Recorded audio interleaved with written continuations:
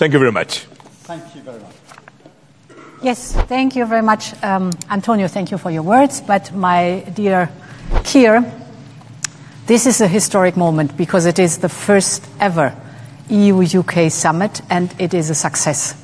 And this is also thanks to your leadership. And I really want to thank you for the leadership because it's not only about the summit a day where we are here now in London, but it's all these weeks and months of preparation and hard work to get to the excellent result that we have.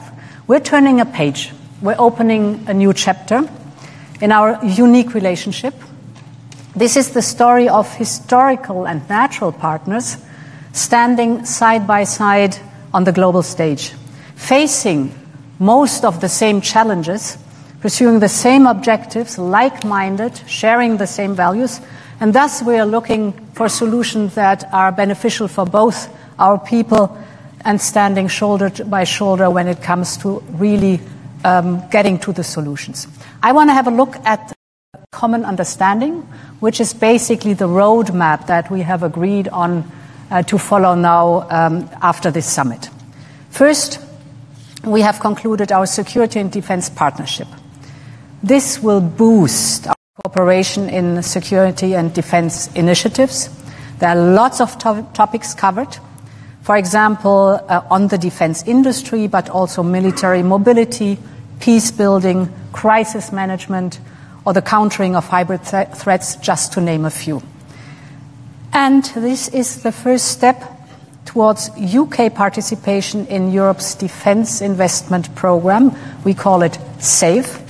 It's 150 billion euros of loans for joint procurement, and this security and defense partnership opens the door towards the joint procurement. We need another second step, but this joint procurement we've discussed will increase our readiness, will close military gaps that we have, and will increase, that's of most importance, our interoperability when our armed forces are going on missions together. It will create new opportunities, of course, for our defense industries. And, as I said, open the option for stronger, more coordinated support also for Ukraine. That's important either through joint procurement of military capabilities that then are brought to Ukraine, or for direct investment in Ukraine's defense industry. This is against the backdrop that we stand united behind Ukraine's fight for survival and that we are strongly committed to a full and unconditional ceasefire leading to a just and lasting peace in Ukraine. My second point is that I want to speak about what lies at the heart of our partnership, and that's the people. Millions of families and friendships are on both sides of the channel. I am thinking back of my times as a student here in London, and from that experience I know the first place abroad you go when you're a young person, it's an impression for life. You fall in love with the city and the country, and for the rest of your life you are the best ambassador for this country. Therefore, I'm so glad that we have agreed that we will have Erasmus Plus for young people and that we will work towards a youth experience scheme. It's just about this experience. This will allow the next generation to once again live and study in each other's countries, and this will build friendships that will last a lifetime. Turning to what connects us further, that is the topic energy and joint climate goals.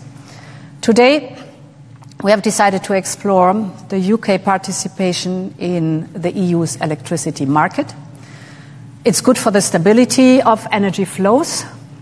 It is good for our common energy security, because we know that a bigger market will also be good for lowering the energy prices, and it will attract more private investment because of the regulatory stability and predictability that is there, to tap into the vast potential that the North Sea offers, specifically for renewable, cheap and homegrown energy.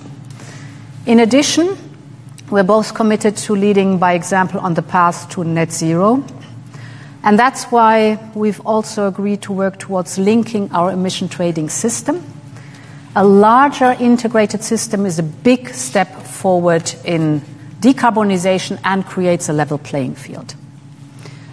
Today, we also decided to facilitate trade flows of agri-food products between us and to work towards a common sanitary and phytosanitary area.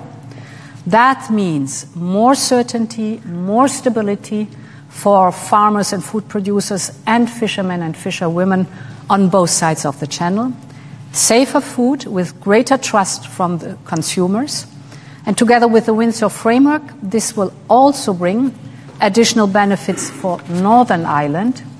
It will further ease the movement of agri-food goods between Great Britain and Northern Ireland, and Northern Ireland will continue to enjoy dual access to both the EU single market and the UK internal market.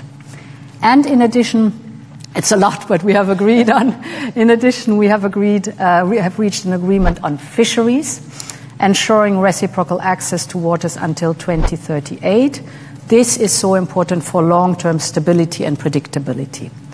And we have agreed to preserve the historic tariff-free trade in steel products. Steel is a vital sector for both our industries, so this decision is great news. Finally, I'm coming to an end. On justice and migration, we're stepping up our cooperation to keep our citizens safe. That means more joint operational work, especially through Europol, and seamless exchange of information. Because as we all know, crime doesn't stop at borders, neither should our response. On illegal migration, we are joining forces to crack down on smugglers and traffickers. This is organized crime. Our goal is clear. We want to protect our borders and prevent further tragedies. We are also stepping up, therefore, our joint cooperation with third countries. As you know, we on the European Union side have made this one of our priorities, and we welcome that the UK is joining us in this effort. Dear Keir, what we have agreed today is historic. It will make a real difference to people in the UK and across our union. But the message we are sending to the world today is equally, if not more important. It is a message that at a time of global instability, and when our continent faces the greatest threat it has for generations, we in Europe stick together. A strong EU-UK relationship is of fundamental importance for that, for our security, for our prosperity, for our shared destiny on this continent. And this is what it's all about today. So I want to thank you for hosting us. It was a great summit. And